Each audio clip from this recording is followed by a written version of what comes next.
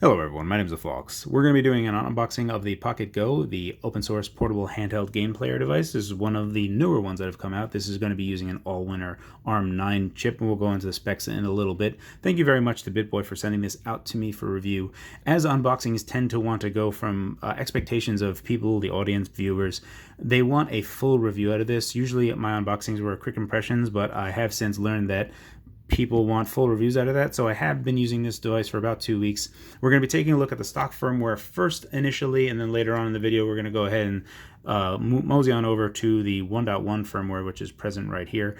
I was hoping to get 1.2 available for review, but instead of waiting any longer, again, BittBoy has been waiting on me to do this review for a bit now, and instead of having them delay that any longer, we're just going to be taking a look at 1.1.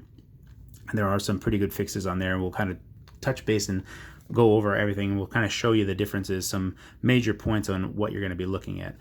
Very quickly, we'll just take a look at here. As when you do get it, the stock firmware does come with a bunch of ROMs on there and a bunch of open source emulators. There's a headphone jack, save games, obviously, full screen original resolution display, screen brightness adjustment, a 1000 milliamp hour rechargeable lithium battery. Battery life is between 3 and 4 hours. I actually have tested this myself, and I got 3 hours and 44 minutes, which is pretty excellent. So it's pretty awesome. It took about 2 hours to charge. So all told, everything that's on this box actually is legit, and it has a 2.4-inch IPS screen, which actually does look quite nice. Now, there has been a renaissance of sorts when it comes to these little portable handhelds, and it's been pretty nice that they are kind of embracing open source to varying degrees, and I think that there'd be some people that would comment on that in a few different ways. This is what the device looks like, and if anyone's been following the channel, they will have known that I have covered the what was originally called the Cool Baby RS97. You can see that this, in a size comparison, let's try to get this full on, that the PocketGo is considerably smaller. This is kind of a GBA micro kind of handheld form factor. The buttons are crisp. I tend to prefer directionality on this, so platformers work really well. Anything that you need to use any of the diagonals can be a bit tiring to press, but anything that is on the cardinal directions is actually quite nice to press. All the buttons are super clicky and tactile, and they work really well. Here we have the power switch on the top. We have AV out as well as a headphone jack. Here you can see what is labeled the reset switch, and this is kind of as a UX feature pretty much consistent with how it operates amongst all the different emulators, and you'll kind of press this to go into the menu of the emulator or reset out of it. So in terms of UX wise, they got it all kind of figured out, and I would probably say that it all stems from the retro game early on, which a lot of people know as the Cool Baby. Again, that one's here, which is kind of large, and this one uses the Cool Baby uses the JZ4760 Ingenic MIPS CPU. This is using an all-winner F1C100S. It's an ARM9 ARM chip. It does sit power, but it's not going to be as good as an ARM A8, a Cortex A8, which is, if anyone's followed my channel before, they've seen me kind of advocate for buying one of these types of devices and just hacking up the keyboard because they're rather cheap. And then you have the LDK, which is in comparison next to this. You can see that there are different variants of form sizes. However, this is the Ingenic chip as well, and this is ARM, and as well as the GPI case. And mostly I'm just doing these as size comparisons, and you can kind of see that out of all of them, the PocketGo easily wins with regard to how lightweight it is, and the smallest of all of them. Additionally, the price of it right now is around $40, which is pretty good, except that we're not going to get the best performance across the board with all older emulators. Some things will be lagging. Let's go ahead and just take a look at removing this, which I've been waiting to do for the longest time. So this is, let me go ahead and clean this screen because I've never taken that part off before. So now this is supposed to be tempered glass over the IPS screen, which is really nice. Well, something that has been slowly making its way to these types of handhelds. They're getting really competitive, and we're having a renaissance of sorts. Here are the 4 screws that will open this up. Before we start taking a look at that, let's go ahead and take a look at what's inside the box. So in the box, you're going to get this little instruction pamphlet. It kind of just tells you what you need to do to adjust the volume and to adjust the screen brightness. Going to custom firmware 1.1 is really simple. No, the buttons. This thing we'll do in the video itself, and we can see that we have PAL-styled SNES buttons, which I do want to put in because right now they are kind of reminiscent of, when I say like NES with turbo buttons, and we're going to go ahead and switch those out to make sure that they are a little bit better. You also get a micro USB cable included, as well as a little micro SD card reader that'll be USB compatible, so it makes it USB compatible. So that's the box. Give me a second, let me put all that away. And we're back. So let's go ahead and power this device on. So what you're going to do is you're going to flip this down. Now what you'll notice right here, you'll see the little energy icon. In the newer firmware, as far as I know it, one of the things that are planned is that the screen will flicker when we need to indicate battery life. Let me go ahead and lower the brightness on my LEDs. 1 second. There we go, that's better, just so you can see the screen a little bit better. We can see that it is indeed IPS because these viewing angles are pretty dope. We can see that from all the different angles. So it is a really nice display on here. Now with the stock firmware, there is some screen tearing when there are performance hitches. We can show you what that's like real quick, but very quickly we'll just kind of go through what is included. Let's go ahead and start up. What do I have? There's Doom. And it hopefully comes with the shareware. Now, the speaker on this is actually fairly really nice. It's pretty loud, considering. You know, give me a second, let me go ahead and raise the screen brightness. All right, that's better. So I did have to compensate for my camera as well as the LEDs going on, but we can kind of see what this is like. Now, obviously, one should expect Doom to run just fine, and it does.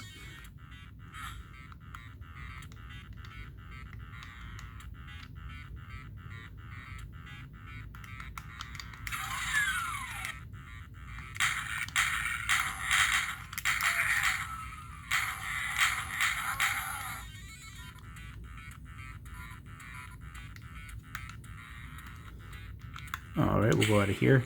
Now one thing that is kind of similar to the JZ4760 variants of this that have other types of G-menu X type of things, we can get out of here, and one thing that you'll notice is that if you press select, we can go into edit Doom. We can do this for anything. Now you can go ahead and change your CPU clock. The max CPU clock is supposed to be 900. Unfortunately, I had a very brief stint with being able to hit around 770 megahertz. Then out of nowhere, I've never been able to hit that ever again, and the only thing that I've been able to hit solid stable is 702. So that's pretty much where I'm locked. So obviously that's going to vary per person, but if you were going to go into, let's say, Super Nintendo, SNES, where are you? There it is. So what you would do is you would go and press select, and then you can see my CPU clock that I had 798. That was stable for a time, but is no longer, so I have to go ahead and save that back. So this is one type of metric that you should be taking a look at, trying to tweak. Everything is going to be different. Not everyone will hit as high frequencies. You could get lucky. Let's go ahead and just take a look at one of the things that is problematic with the default firmware, and that has to do with screen tearing, which is largely fixed in custom firmware 1.1. So I wouldn't really say it's a big issue, especially because it's so easy to fix. However, Super Nintendo is borderline playable, and it varies a bit based on how susceptible you are to frame skipping and how everything is. You can see right down here, we can see our current frame rate and what our frame skip is doing. So now one thing that you can see very easily as we move along, you can see it's super simple. There you go. You can see it right there. See all that frame skipping that's happening? Hopefully my camera's picking this up. You can see it very clearly. You can see the tearing happen right along those vertical lines. And that is completely fixed on this version 1.1. I have tried it on a few different games that are a bit problematic, but it isn't super noticeable. But it's just one thing that I want to show. So you can kind of just take a look at that, and we'll review this later on in the video with the newer firmware. That's just something that I want to show you. And again, the reset button is UX-wise consistent across all the different emulators, which is super nice and was growing pains for the original RS-97. So we're kind of seeing that how solid everything is kind of getting. Now, one of the benchmark games for Super Nintendo is Super Mario World 2, Yoshi's Island, in that this is generally one of the more taxing games to run. And indeed, we're still not, you can actually see it just from the title screen alone. We're hitting 8 FPS here. Obviously, this title screen is super taxing. It's not as bad as it is when you're in the game. Let's see if I already have I don't have a loaded game on this. Oh, I do. But why would I have gone? Either way, we'll go ahead and skip right ahead this. Alright, here we are in the game. And you can see how pretty choppy this is. Now again, this is not to say that every Super Nintendo game is like this, but there are quite a few Super Nintendo games that are not going to be fully playable. There will be a smaller subset of games that you'll be able to play for with regard to Super Nintendo emulation. Funnily enough, if you have 2D games on PlayStation 1 emulation, those run actually pretty well. We'll jump ahead into this. I have noticed that there are some irregularities with regarding to PBPs or bin-q files. Technically, my advice is to stick with bin-q files instead of PBP files, despite the fact that maybe a lot of people have PBP for PSP emulation. Let me go ahead and just try to see if I can load my game, or if that's in the custom firmware. That's most likely my game in the custom firmware. I'll go ahead and skip past this.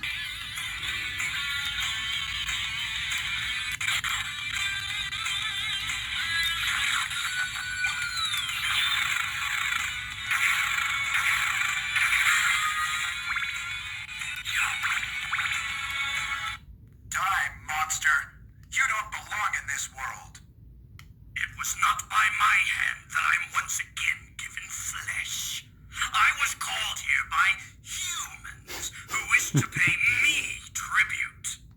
Tribute? You steal men's souls and make them your slaves. Perhaps the same could be said of all religions. Your words are as empty as your soul. Mankind ill needs a savior such as you. What is a man? A miserable little pile of secrets. But enough talk. How about you?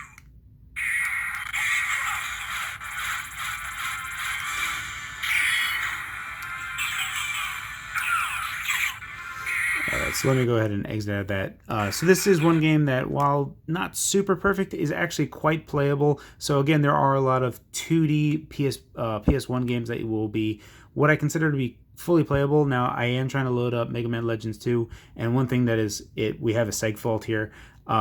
Regardless of PBB or bin-q, I do have problems loading up this file, despite even trying to use different versions of this. So it isn't the best PS1 emulation. There are some issues still, and one thing that I was hoping that 1.2 would hopefully have resolved. Additionally, one thing that I would like to say is, because this is kind of very similar to GBA micro form factor, that GBA is one of the things that I would tend to advise people to play on this. And it's pretty... Oh, wait, no. Don't...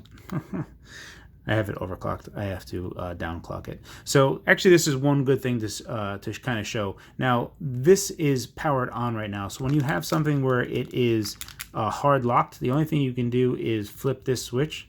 Now, when you're doing that, the micro SD card is going to want to get checked. So they're going to check for dirty bits and try to repair those dirty bits. It is relatively fast with how fast it can get back into it. Much faster than it can with something like the Raspberry Pi Zero version of the GPI case, which will take forever to boot up. So you can see that was relatively painless to get in there. And let me go back into... no, I don't want to do that. Select Edit GBA. We'll go to CPU clock. We'll go back down to 702 megahertz. Click Start to save. And we'll go ahead and do this. And now it will run just fine. Let me see if I can go ahead and just load state. Yep, there you can see my game. Actually, I think this is the save file that comes with the firmware, the stock firmware. And this is totally playable, super nice.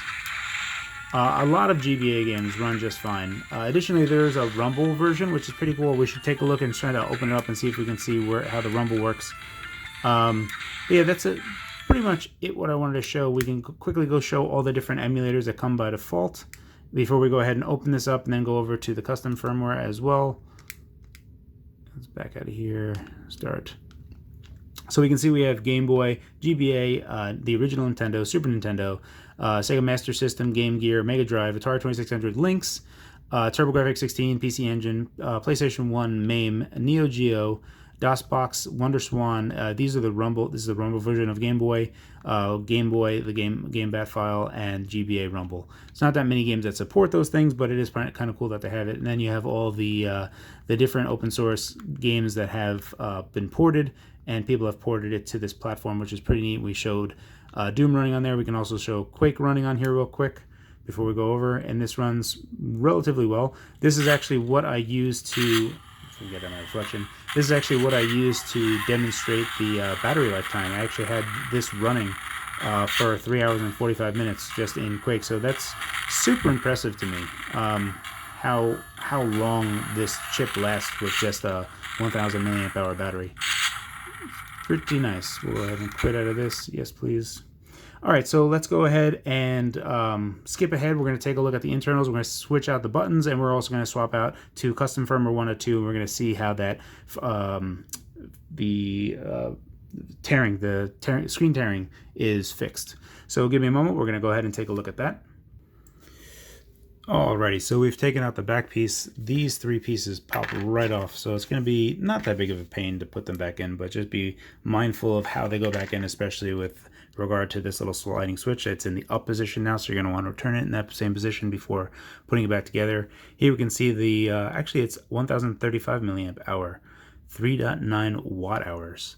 It's a pretty honking battery, but altogether it's still pretty light for how much is going on here. Here is the speaker, and I guess right here is actually the Rumble, which is pretty neat. So this has got to be the Rumble part of it right here, which is pretty cool. Now getting to these buttons is going to be a small pain, especially because of how this display cable comes into this ZIF socket right here. We can take out the battery right there. That's thankfully soldered on. Speaker right here easily comes off. Here's the piezo little meter, piezo something meter, the volume slider. And then what are here? These are just little nubs, I guess, just for kind of keeping it all together. All right, so let's go ahead and we'll start taking this apart, and we'll see what else. We have one screw here, one screw there. That's all I see, and this battery seems to be glued on pretty good. You can see all the glue right there. So that seems like it should be relatively straightforward. So let's go ahead and start taking that apart. Alright, so rather than disconnect this speaker because it felt like it was cemented in there, I decided to just go ahead and take it out. This just has a little bit of adhesive on it. It kind of popped right out of its little speaker grill right there. Additionally, we didn't really have to do much for the display itself. We do want to be careful when we put it on there that there's no dust on here when we put it back in. But that is a solid looking display. We can see the little membrane here. So here is the business end. And we can see our start and select buttons have popped off. We can see the membrane for the D-pad itself. You know, I was actually expecting domes with how clicky this thing was, but it's kind of interesting to see that it's just a membrane. So we're going to go ahead and replace these right now, and you can see there's a whole bunch of dust in here. So one thing that we really should do is try to blow that out before we put it back together. So I'm now going to put in the buttons like SNES PAL style, and we'll start putting it back together. Give me a moment while we do that. And just like that, we have gone ahead and replaced the buttons so that they are representative of a PAL SNES controller. Everything's pretty nice. Actually, you don't really have to do anything. You just have to undo these two screws. You do have to be careful when putting them back in. Make sure you have the correct bit, because it is kind of simple to strip these. However, it is pretty simple to, let's let's go ahead and just press that button over here. One thing you have to do that is better to do is when you're powering it to make sure you power off the device before going ahead and flipping it back off, and that will be off. So now that we have these buttons on there, which is my preference, and making sure we don't have any dust on the inside screen, we'll go ahead and put it back together. We're going to go ahead and show you what version 1.1 is all about with all of the screen tearing fixes, and that'll be the conclusion of this unboxing. So hang tight for just a moment. Alright, now that we're all back together, we're going to go ahead and take out this micro SD card that's in here. We're going to replace it with the custom firmware 1.1 that's available. 1.2 that, as far as I'm aware, should be out relatively soon. For the most part, you're going to see that everything is relatively the same. The only thing that starts up different is that the G menu X... Do I have it going the right way? The G menu X theme starts off a little bit different. Also, we're probably going to have to we'll do select an X just to, yeah, go ahead and max brightness here. No, we won't edit GBA. We'll go ahead and we'll go to Super Nintendo, and this is what we're going to see is, now that's the other thing is I have a tremendous amount of ROMs in here, which is also another good thing to highlight, that you don't really want to have a giant listing of ROMs because it takes a while to go ahead and list all of those. You're better off having them truncated into 26 different directories instead of having them all like this. Let's go to Mega Man X0. Sorry, Mega Man X. And we're going to load this, and we can kind of see here that we're not going to have that same screen tearing problem that we had before. Now, there are some instances where you're going to still see it that I've seen examples of, but as far as I can see, it's mostly a solved issue, especially as more firmware comes out and we see hopefully better improvements coming. It's going to be a lot more beneficial to run newer stuff. But it should be vastly, like, I mean, you should, like, let's get up real close into this. And you can see that it is smooth as silk. And before we'd be tearing all over the place along these vertical lines, wherever these columns are. We'd be seeing a lot of tearing along that, but now that's no longer present. Even though, you know, frame rate is still the same, we don't really have much better performance between the custom firmware in here, but we do have the screen tearing fix, as well as some additional fixes from different emulators, and the new version that is supposed to be coming out pretty soon. Anywho, this is a quick look at the PocketGo. This is my review of it. It is a pretty nice little handheld, especially if you don't have a open source portable handheld at all. They are really, really interesting. If you're looking at something, you know, when you look at it as a PSP Go is still technically one of the better handhelds to have in terms of a pocket player.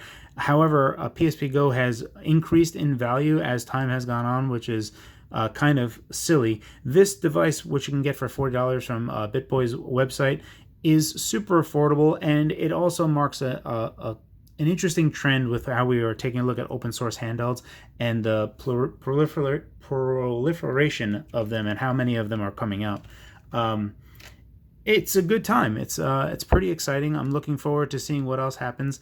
My personal advice would be to use this with GameBoy Advance so that you can have more of a GBA micro feel for this, because you do have all of the available buttons and everything is here, and it is super, super tiny. Again, let's go ahead and take a look at this compared to the RS-97, and you can see even like thickness wise that the RS-97 is thicker.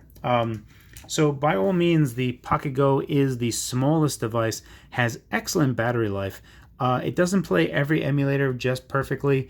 However, the price is attractive, and also just the styling of this is really nice, especially for the IPS screen. Overall, I think it's a really solid package. I'm looking forward to seeing if anyone can, the scene devs can extract a little bit more power out of this. Again, it's always fun and exciting to be a part of the scene and kind of go with it. However, don't expect the world with this. This is still an ARM 9 CPU SoC. There's 32 megabytes of RAM. There will be limitations. However, it's pretty cool. I'm pretty impressed with how far this, you know, just the different types of devices that have been coming out, especially just in the last year alone. Anywho, as always, guys, thank you for your time, and thanks for watching.